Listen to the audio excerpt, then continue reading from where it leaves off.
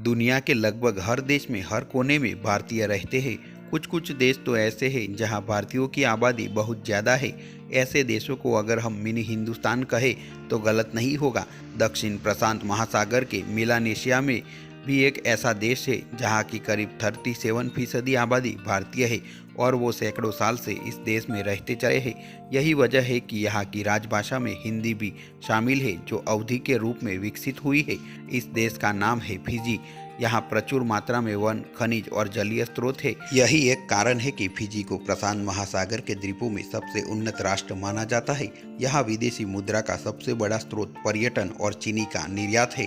Fiji द्वीप समूह अपने द्वीपों की खूबसूरती की वजह से ही दुनिया भर में मशहूर है और इसी वजह से बड़ी संख्या में लोग यहाँ घूमने भी आते हैं। ब्रिटेन ने वर्ष 1874 में इस द्वीप को अपने नियंत्रण में लेकर इसे अपना एक उपनिवेश बना लिया था। इसके बाद वो हजारों भारतीय मजदूरों को यहाँ 5 साल के कॉन्ट्रैक्ट पर गन्ने के खेतों में काम करने के लिए ले आए थे और उनके सामने ये शर्त रखी थी कि 5 साल पूरा होने के बाद अगर वो जाना चाहे तो जा सकते हैं, लेकिन अपने खर्चों पर।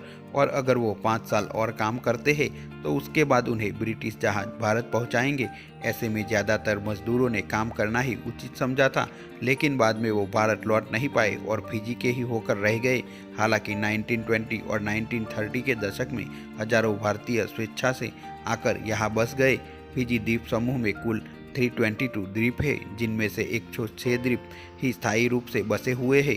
यहाँ के 2 प्रमुख द्वीप वीतिलेउ और वनुआलेउ है, जिन पर इस देश की लगभग 87% आबादी निवास करती है। फिजी के अधिकांश द्वीपों का निर्माण 15 करोड़ साल पहले ज्वालामुखीय विस्फोटों के कारण हुआ था।